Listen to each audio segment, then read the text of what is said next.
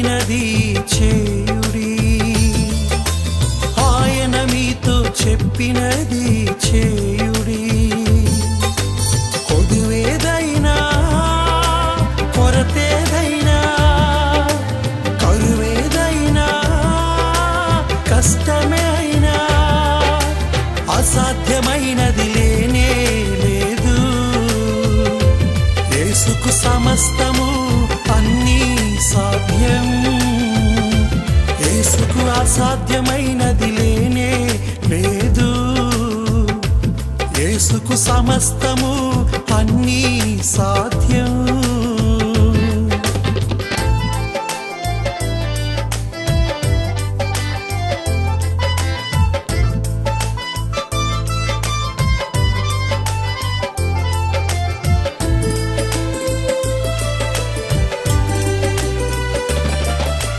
నీళ్లను ద్రాక్ష రసముగా మార్చి కానాను విందులో లోటును తీర్చి అసాధ్యమైనది లేనే లేదు. యేసుకు సమస్తము అన్నీ సాధ్యం.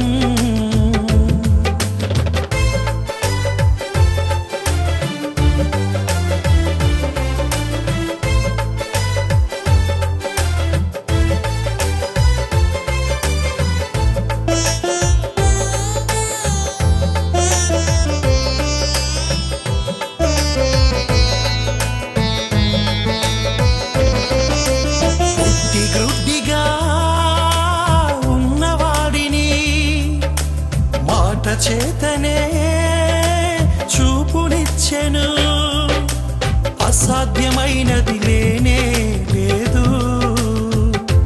యేసుకు సమస్తము అన్నీ సాధ్యం.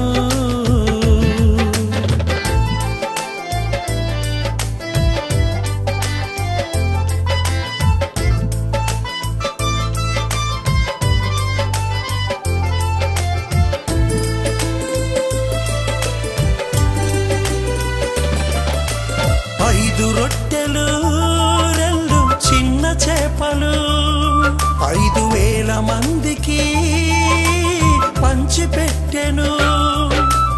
అసాధ్యమైనది లేనే లేదు.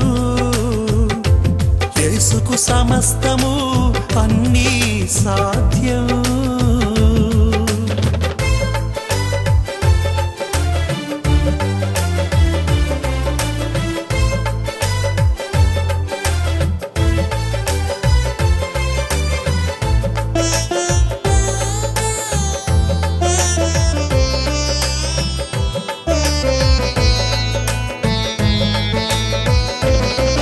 యేసయ్య చెప్పెను దేవదాసయ్య గారికి, బైబిలు మిషను స్థాపించమని. ప్రపంచ దేశములన్నిటికీ విస్తరించెను. రాకడకు ఎత్తబడు వధువు సంఘమని. ఆయన మీతో చెప్పినది చేయుడి, ఆయన మీతో చెప్పినది చేయుడి. కొదువేదైనా కొరతేదైనా కరువేదైనా కష్టమే అయినా అసాధ్యమైనది లేనే లేదు. యేసుకు సమస్తము అన్నీ సాధ్యం. యేసుకు అసాధ్యమైనది లేనే లేదు. యేసుకు సమస్తము అన్నీ సాధ్యం. ప్రభునందు ప్రియులరా, యెషయా గ్రంథము 61వ అధ్యాయము 10వ వచనాన్ని మనం చూడగలిగినట్లయితే ఇక్కడ మనం చూస్తూ ఉన్నాం. ఆయన రక్షణ వస్త్రమును నాకు ధరింపజేసి ఉన్నాడు, నీతి అను పైబట్టను నాకు ధరింపజేసి ఉన్నాడు. ప్రభునందు ప్రియులరా, దేవుడట మనకు రక్షణనే వస్త్రాన్ని ధరింపజేశాడు. ఈ రక్షణనే వస్త్రము అవసరమైతే వేసుకోవడానికి, అవసరం లేకపోతే ప్రియులను తీసి హ్యాంగర్కు తగిలించడానికి స్త్రీలైన వారు రాత్రి వేసి పగలు తీసే నైటు గౌను కాదండి, ఈ రక్షణనే వస్త్రము ప్రభువునందు ప్రియులరా. ఓ పర్యాయం ఓ సహోదరుడికి దేవుని మీద బాగా కోపం వచ్చి నాతో అంటున్నాడు, అయ్యగారు నేను రక్షణ వెనక్కి ఇచ్చేద్దాం అనుకుంటున్నానండి, నా రక్షణ నేను తీసేద్దాం అనుకుంటున్నానండి. ప్రభువునందు ప్రియులరా, దేవుని మీద కోపం వచ్చేట ఆయన ఏం చేస్తాడట, తన రక్షణ వెనక్కి ఇచ్చేస్తాడట. ఇది అవసరమైతే వేసుకోవడానికి, అవసరం లేకపోతే తీసి పక్కన పారవేయడానికి ప్రియులరా. ఇది ఏ వస్త్రం అంటే రక్షణ వస్త్రము. ఆయన రక్షణ వస్త్రమును నాకు ధరింపజేసి ఉన్నాడు. ఈ వస్త్రమును ఎవరు ధరింపజేశారంటే ప్రభువే మనకి ఈ వస్త్రాన్ని ధరింపజేశాడు. ప్రియులరా, ఈ యొక్క వస్త్రమును నీకు ధరింప చేయడానికట ఆయన ఏ వస్త్రాన్ని ధరించాడంటే రక్తమనే వస్త్రాన్ని ఆయన ధరించాడు. ప్రియులరా, ఈ రక్షణ వస్త్రాన్ని నీకు నాకు ధరింప చేయడానికట ఆయన ఒళ్ళంతా చిల్లులు పడిపోయి ప్రియులరా, ఆయన దేహమంతా గాయపరచబడి మనం అతను చూసి అపేక్షించినట్లు సొగసైనను స్వరూపమని ఆయనకు లేదు ప్రియులరా. ఆ రక్తవర్ణములోనికి మారిపోయి రక్తమనే వస్త్రాన్ని ఆయన ధరించి నీకు నాకు ఈవేళ ఈ రక్షణే వస్త్రాన్ని ధరింపజేస్తే ఈ ప్రియురాలంటది కదా, నేను నా వస్త్రమును తీసివేసి తిని. ప్రియమైన బిడ్డలారా, ఇది తీసివేసే వస్త్రము కాదు.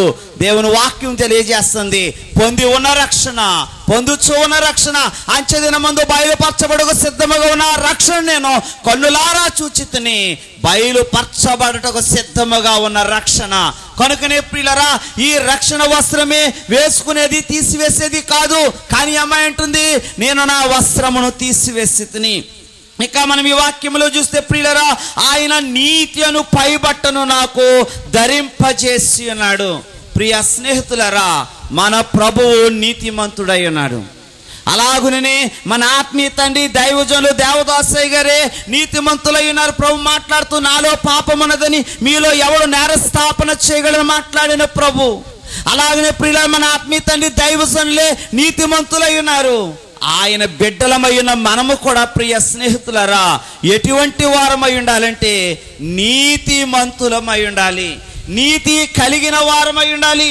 మనం ఆలోచన చేస్తే దేవుడట రక్షణ వస్త్రమును, నీతి వస్త్రమును, ఇంకా ప్రియులరా అనేక వస్త్రములు ఆయన మనకు ధరింపజేసి ఉన్నాడు. ఏ వస్త్రం అంటే ఇక్కడ దీన మనస్సు అను వస్త్రమును. చూడండి, చాలా మంది దేవుని బిడ్డలు కూడా నేటి దినాల్లో ఏ వస్త్రం లేకుండా ఉన్నారంటే ఈ దీనత్వం అనే వస్త్రం లేకుండా ఉన్నారు. చాలా కఠినత్వము కలిగిన వారుగా ఉన్నారు. మరి సమాజములో, లోకములో నువ్వు ఎటువంటి సాక్ష్యాన్ని పొందుతూ ఉన్నావు ఆలోచన చేసావా? అమ్మో, వారి నోట్లో నోరు పెట్టలేమండి, వాళ్ళతో మేము దెబ్బలాడలేమండి, అబ్బో వాళ్ళు చాలా గడ్డోళ్ళండి, వాళ్ళు చాలా కఠినాత్ములండి.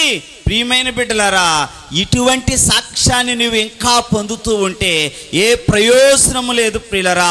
బొచ్చు కత్తిరించిన వారిట ఆయన మరి ఎలా ఉన్నాడంటే ప్రియులరా, దీన మనస్సు కలిగి ఉన్నట్లుగా ఇవాళ మనకట ఏ వస్త్రాన్ని ధరింపజేశాడంటే ఆయన దీన మనస్సును వస్త్రాన్ని ధరింపజేశారు. ఇంకా మనం చూస్తే కొలసీ పత్రిక ప్రభునందు ప్రియ స్నేహితులారు 3వ అధ్యాయము 12వ వచనం నుంచి మనం చూసినట్లయితే 15 వచనాల మధ్య చరిత్ర ప్రియులారా, ఆయన మనకి అనేకమైన శ్రేష్టమైన వస్త్రములను గురించి ఇక్కడ మీరు జాలిగల మనస్సును, దయాళత్వమును, వినయమును, సాత్వికమును, దీర్ఘశాంతమును ధరించుకొనండి.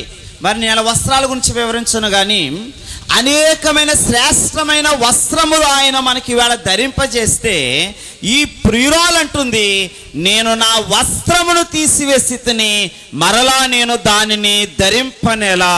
ప్రియుల పరమగీతం 4:11 వచనములో ఇదిగో నీ వస్త్రముల సువాసన లెబానోను సువాసన అని ప్రియుల కీర్తించబడుచున్నటువంటి ఈ ప్రియురాలే ఈ 5వ అధ్యాయం 3వ వచనం వచ్చేసరికి ప్రియులరా, అట్టి సువాసన భరితమైన ఆకర్షణీయమైన తన వస్త్రమును తీసివేసి ప్రియులరా ప్రియుడైన ప్రభుతో మాట్లాడుతూ ఉంది, నేను నా వస్త్రమును తీసివేసి తిని. ప్రియ స్నేహితులరా, ప్రభు చట పిలిచే సమయానికి ఆమె తన వస్త్రాన్ని తీసివేసింది. అందుకనే లౌదికీయ సంఘంతో ప్రభు మాట్లాడుతుంటున్నారు, నీవు నా ఎదుట దిగంబరివై ఉన్నావు, వస్త్రహీనురాలివై ఉన్నావు. ఉన్నావు? ఈమంటుంది నా వస్త్రము నేను తీసివేశాను, నేను సిద్ధముగా లేను.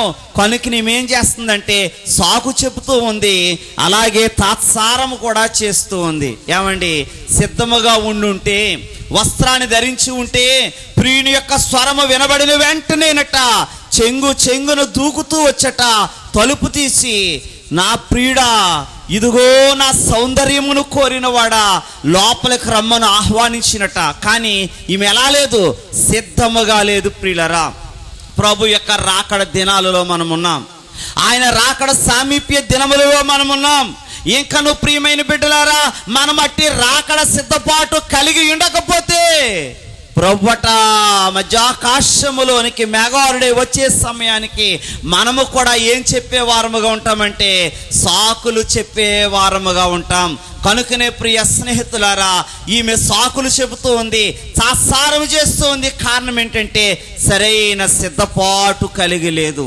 చూడండి ప్రియులరా, ఒక సంఘంలోనట ఓ విశ్వాసి పాస్టర్ గారిని ఆహ్వానించిందంటే ఇంటికి. అయ్యగారు మీరు ఎప్పుడు మా ఇంటికి రాలేదు, మీరు తప్పక మా ఇంటికి రావాలండి రేపు సాయంకాలం. సరే పాస్టర్ గారు ఒప్పుకున్నారమ్మా, సరేనమ్మా వచ్చి ప్రార్థన చేస్తాను. ఇప్పుడు ఈ విశ్వాసకి ఎంతో ఆనందం కలిగంట. మరి రాక పాస్టర్ గారు మొట్టమొదట మా ఇంటికి వస్తున్నారు. పాస్టర్ గారికి ఇష్టమైనటువంటిది నేను చేసి పెట్టి అయ్యగారిని సంతోష పెట్టాలి అనట నిర్ణయించుకుని అయ్యగారికి ఏమి ఇష్టమా అని ఎంక్వైరీ చేసిందంట. ఆ పాస్టర్ గారికి సున్నుండలు అంటే ఇష్టమని తెలుసుకుందంట. మరి చక్కగా నెయ్యి దట్టించి శ్రేష్టమైన సున్నుండలు సిద్ధం చేసి పాస్టర్ గారి కొరకు ఎదురు చూస్తూ ఉంది. అయ్యగారు వస్తానన్న సమయం అయిపోయింది. 6 అయ్యింది, అయ్యగారు రాలేదు. 6:30 అయ్యింది, రాలేదు. 7 అయ్యింది, రాలేదు. అనుకుందంట, నా పిచ్చి కానీ నా బోటులా దానింటికి ఎందుకు వస్తాడు అయ్యగారు? నేనేదో పిచ్చి ప్రేమతో ఇన్ని సున్నుండలు చేసి అయ్యగారికి పెట్టి సంతోష పెడదామని నేను చూస్తే ఆయన వస్తాడా చస్తాడా అనుకున్నంట. ఓ సున్నుండ తీసుకుని నోట్లో పెట్టుకుందంట. పాస్టర్ గారి బండి వచ్చి ఆగిందంట. ప్రభునందు ప్రియులరా, ఈమె సున్నుండ సగం తిన్నది. అయ్యగారు వచ్చి హారన కొట్టాడు. ఆమె కనబడింది. అమ్మ మరణాత అన్నాడట పాస్టర్ గారు. ఆమె మరణాత చెప్దాం అనుకుంటుంది కానీ లోపల ఏముంది? సున్నుండ ఉంది. ప్రియులరా, మాట్లాడడం లేదంట. ఈ అయ్యగారు కాస్త గట్టోడు, మీ అయ్యగారు లాగా అమ్మ మరణాత అన్నారంట. అయినా నో రెస్పాన్స్, మాట్లాడడం లేదు. ఇప్పుడు అన్నాడట మరణాత అన్నాడట. ఇక మాట్లాడకపోతే బాగుంటుందని మరణాత అండి అయ్యగారు అందట. ఈ సున్నుండెళ్ళేమో అయ్యగారు ముఖం మీద పడిపోయిందంట. ఏ పాలకోవ అయితే తాటించి మింగేసిన ప్రియులరా, ఈ సున్నుండ మింగేద్దామంటే సున్నుండే ఈవిని మింగేస్తుంది. అప్పటి వరకు సిద్ధంగా ఉంది కానీ తీరా పాస్టర్ గారు వచ్చేసరికట ఎలాగునైతే తన సిద్ధపాటులు తాను పాడు చేసుకుందో అలాగే శ్రేష్టమైన రక్షణ వస్త్రాలు ధరించిన ఈ ప్రియురాలట తీరా ప్రియుడు వచ్చి తలుపు తట్టేసరికి ఏమంటుందంటే, నేను నా వస్త్రములను తీసివేసి తిని గనుక నేను తలుపు తీయలేనను చూప్రియులరా ఆమె సాకు చెబుతూ ఉంది. ప్రభువట ఎలా పిలుస్తూ ఉన్నారంటే తన ప్రియురాలిని ప్రేమతో పిలుస్తూ ఉన్నారట, జాలితో పిలుస్తూ ఉన్నారట. మన బంగారు బాబులు అలా పిలుస్తారా? సెకండ్ షో సినిమాకి వెళ్ళి వచ్చిన బంగారు బాబు రాత్రి 12 గంటలకు 1 గంటకు వస్తే బంగారు తలంట బితుకుమండి పడుకుంటుంది. వచ్చాక ఆయన తలుపు తట్టాడు అనుకోండి, లోపల నుంచి భయపడుతూ బంగారు తల ఎవరు అంటే ఆయన ఏమంటాడు అంటాడంతే. అనగానే పరిగెట్టుకెళ్ళి తలుపు తీయాల, లేకపోతే నేనే అంటాడు, వెంటనే పరిగెట్టుకెళ్ళి తలుపు తీయాలి. అంతేగాని ఇదిగో ప్రమీలా గారు మీ ఆయన సుబ్బారావు గారిని వచ్చాను తలుపు తీయండి అంటాడా? అనడు ప్రియులరా. కానీ ప్రభువట అధికారముతో పిలవడం లేదట, కోపంతో పిలవడం లేదు, జాలి చేత తన హస్తములు చాచి ఉన్నాడు. ఆయన జాలితో పిలుస్తూ ఉన్నాడట, ప్రేమతో పిలుస్తూ ఉన్నాడు.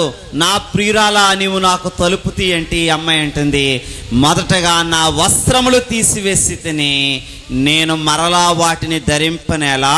రెండవదిగా అంటూ ఉంది, నేను నా పాదములు కడుగుకొంటిని మరలా నేను వాటిని మురికి చెయ్యనేలా.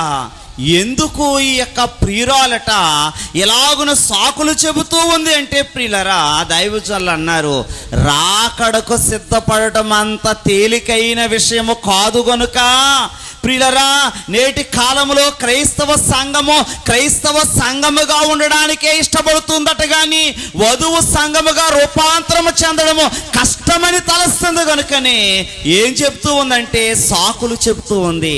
నేటి దినాలలో చాలా మంది విశ్వాసులైన వారికి దేవుని యొద్దకు వచ్చి తమ పాపాలను బట్టి పశ్చాత్తాపపడి తమ పాపాలు ఒప్పుకొని దేవుని వాక్యం చేత పట్టబడి దేవుడు చేసిన మేళ్లను బట్టి ప్రియులరా సాక్ష్యం ఇవ్వడానికి నేటి దినాల్లో చాలా మందికి వీలు కుదరడం లేదు, సమయం లేదంటున్నారు.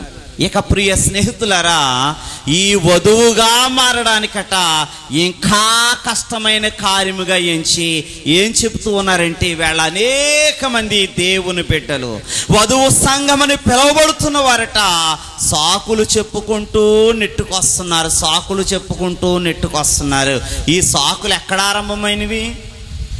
ఏదేను తోటలో ప్రభువునందు ప్రియులరా ఆదాము అవ్వల దగ్గరే ఆరంభమయ్యి జేడల పాకమట సాగినట్టుగా నేటి వరకు కూడా జేళ్ల పాకంలాగా ఏమవుతున్నాయి?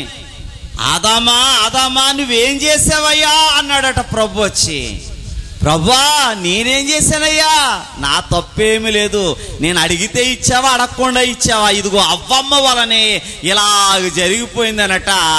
ఆదాము గారు ఎవరిని చూపెట్టారు?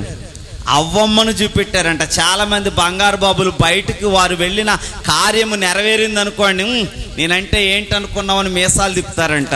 తీరా వారు వెళ్ళిన కార్యం బెడిసి కొట్టింది అనుకో, ఇంటికి వచ్చి పొద్దుట నీ ముఖం చూసి వెళ్ళాను కనుక నా కార్యం అంటే ప్రియులారా సక్సెస్ అయితే వారిది, ఫెయిల్యూర్ ఏమో భారీదంట. ఇక్కడ ఆదాము గారు కూడా పడిపోయిన తర్వాత ఎవరు చూపిస్తున్నారు? అవ్వమ్మ గారు చూపిస్తున్నాడంటే దేవునికి.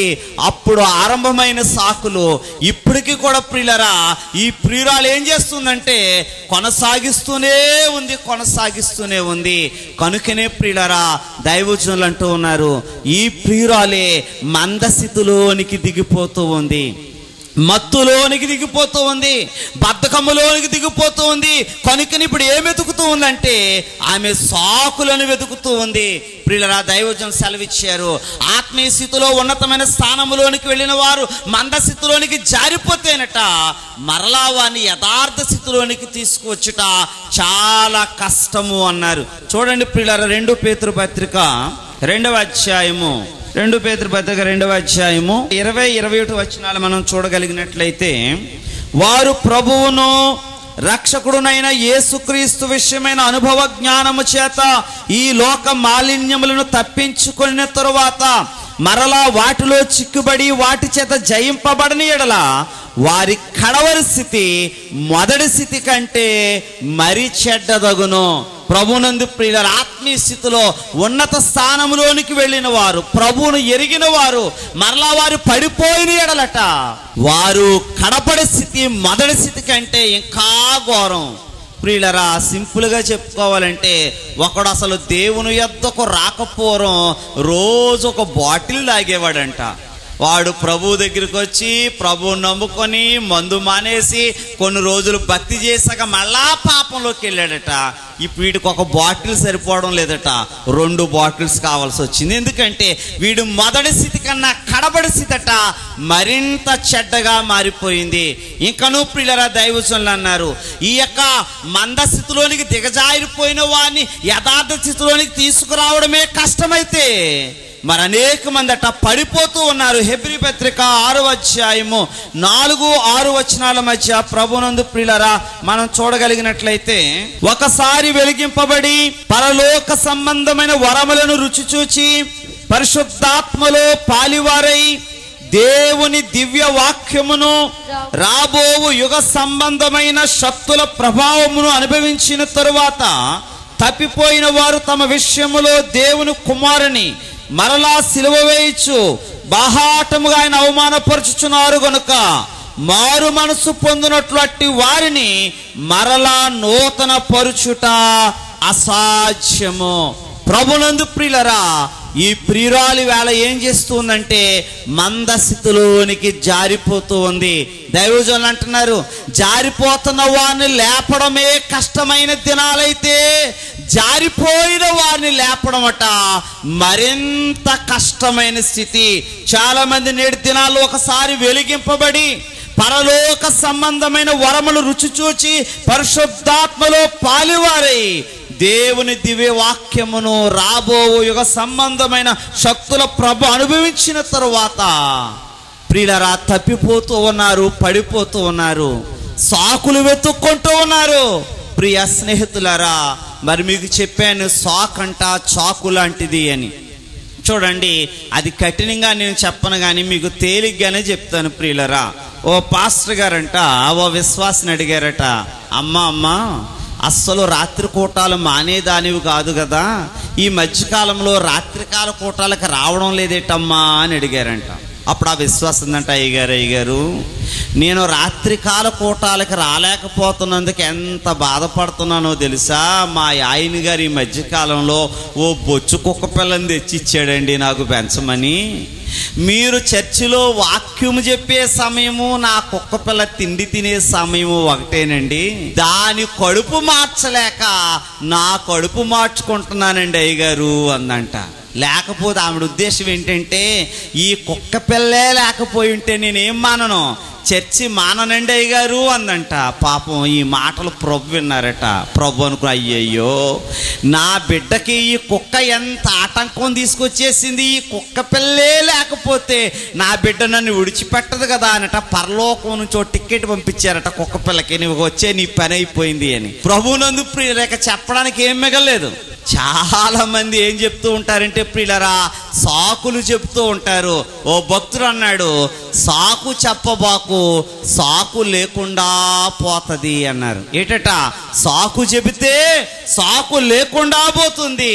ప్రభునందు ప్రియులరా, ఈ ప్రియురాలు కూడా ఏమంటుందంటే, ఒకటి నా వస్త్రములు తీసివేసి తిని మరలా ధరింపనేలా, రెండవది నా పాదములు కడుగుకొంటిని మరలా వాటిని మురికి చేయనేలా.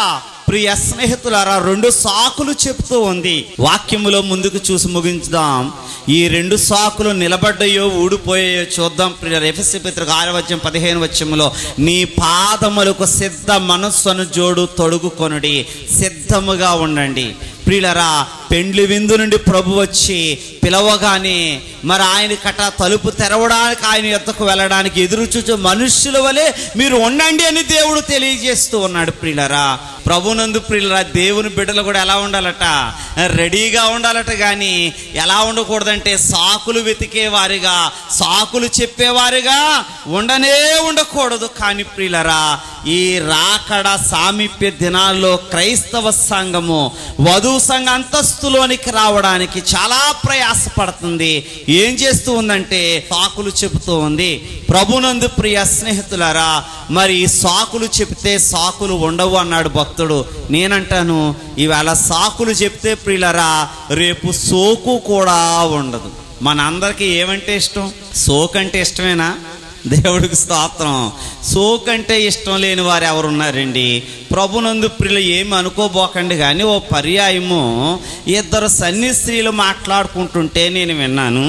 ఓ సన్నిస్త్రీ ఇంకో సన్నిస్త్రీతో చెప్తుంది, ఇదిగో నేను సన్నిధి స్త్రీని అయిపోయి తెల్ల చీర కట్టుకొస్తున్నాను కానీ మందిరానికి, సన్నిధి స్త్రీ కాకమునుపు నేను సిద్ధపడి వస్తే అందరు కళ్ళు గిరగిరగిరా నా వంకే చూసేవి, ఆ అవకాశం లేకుండా చేసేసాడు అయ్యగారు అంటుంది. ప్రభునందు ప్రియులరా, మందిరానికి సంఘానికి నట ఏం చూపించడానికి వస్తుందంట? సోకు చూపించడానికి వస్తుందంట. మనం ఎందుకు రావాలంటే సోకు చూపించడానికి కాదు ప్రియులరా, సోపు రాసుకోవడానికి రావాలి. నేను చాకలవాని చేతిలోని సబ్బు వంటి వాడనన్న ప్రభు చేత కడగబడడానికి మనం రావాలి. మరి నేనంటాను, ఈవేళ సాకు చెబితే రేపు సోకు లేకుండా పోతుంది అన్నాను.